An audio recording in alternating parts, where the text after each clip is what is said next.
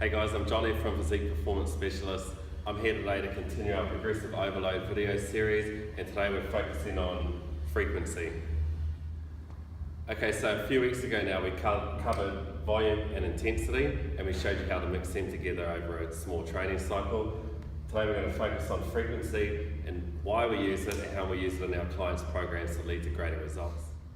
Okay, so first off, when we talk about training frequency, we're not talking about the amount of days someone's training, but we're talking about increasing the amount of frequency that they're training either a certain body part or that particular lift in association with that body part. And we're going to look at, first off, why would we want to do that? Why would we want to train chest twice a week? Why would you want to train bench press 3 times a week and so forth? And the first obvious reason is, and we look at the old mantra and something that we preach here at Physique Performance Specialists, is practice makes perfect. If we're looking to increase skill, acquire technique, improve confidence with that lift, the more times we do it, the more chances we have to improve our confidence, improve our skill, improve our technique.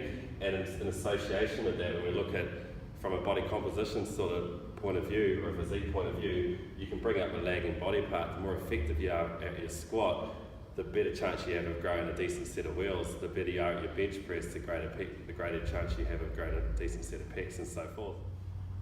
Okay, so an obvious example of point number 1 there, where practice makes perfect, we can look at there being 52 weeks in a year. We're going to assume that you're training every year and you're hitting your body part or that lift once per week. There's 50 times in a year that you only get the chance to practice your skill and hone your technique and improve that body part.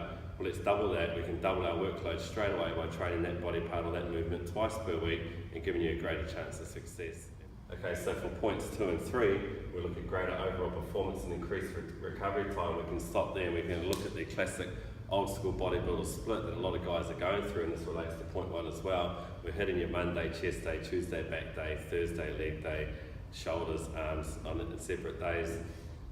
And you're doing 6 to 7 exercises per muscle group on that day. By the time you hit that 7th exercise, for example, we're going to look at a standard chest day, bench press, dumbbell press, dips, flies.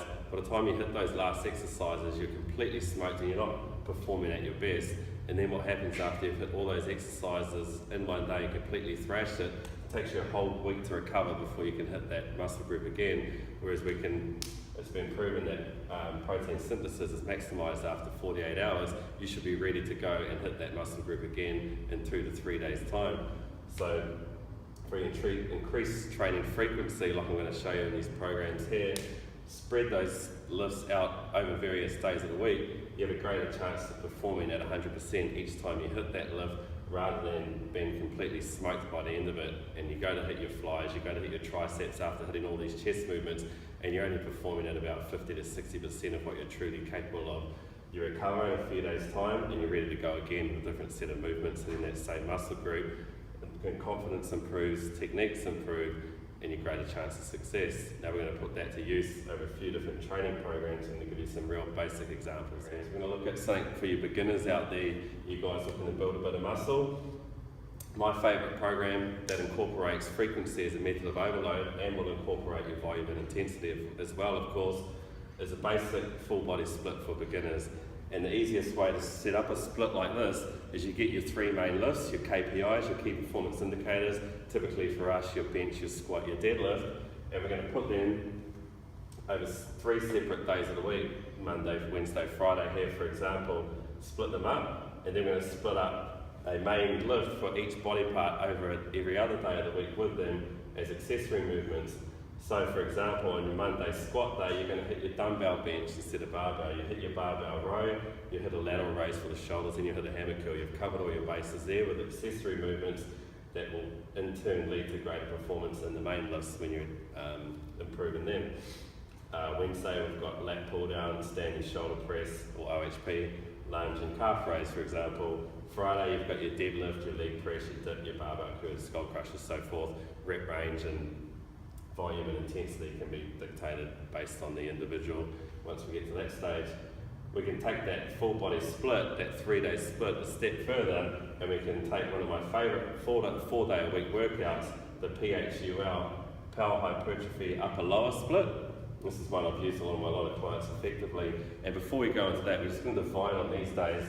You get your Monday, your upper power day, Tuesday, a lower power day, Thursday and Friday are upper lower hypertrophy days, and by power we're going to dictate that by saying 3 to 6 reps on our main lifts at about 80% plus 1 rep max or RPE of around 9 for intensity. In hypertrophy we'll look at around 6 to 15 reps at 70% 1 rep max, working out an RPE of around 7 to 8, and that's our volume and intensity covered there, split into a 4-day workout, which allows for enhanced performance in each period and great recovery time in between.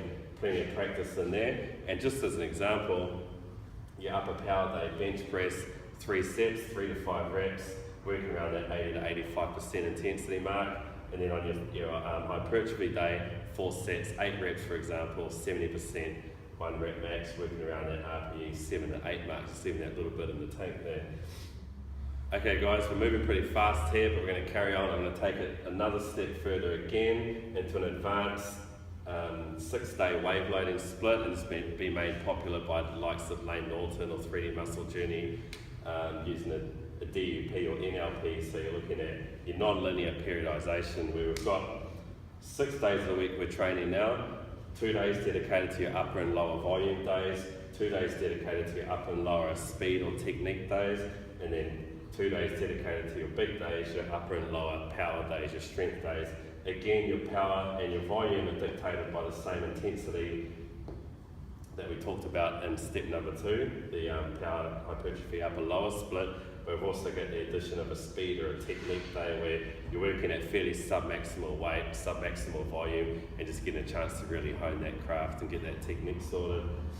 You can drop down from a 6-day split, you can even make that a 3-day split, just all your upper and lower volume on one day, same with your speed and your power. And just an example, obviously your bench press would be on your upper day, your deadlift, your squat would probably be on the same day, your lower body day for us, and you just work through varying rep ranges with suitable accessory movements to suit those lifts and help you improve. Okay guys, just to summarise, we've kept volume and intensity in there, of course. They're our main methods of overload. Now if we're throwing frequency in, we can use varying methods of volume and intensity throughout the week. Practice makes perfect. We get more chance to hit that muscle group or that lift throughout the year, improving confidence, improving technique, bringing up lagging body parts. We can look at greater overall performance and increased recovery time by not thrashing yourself all in one hit. You can spread it out through the week, giving you a greater chance of hitting those 1RMs, those max performance indicators. We've given you a very basic idea of some splits that you can use and incorporate through this, and you can help you put it to use, which is what it's all about. If you've got any questions, let us know. Check the comments box below. We've got the rest of the videos in relation to this series posted up there as well, so you can help put it all together.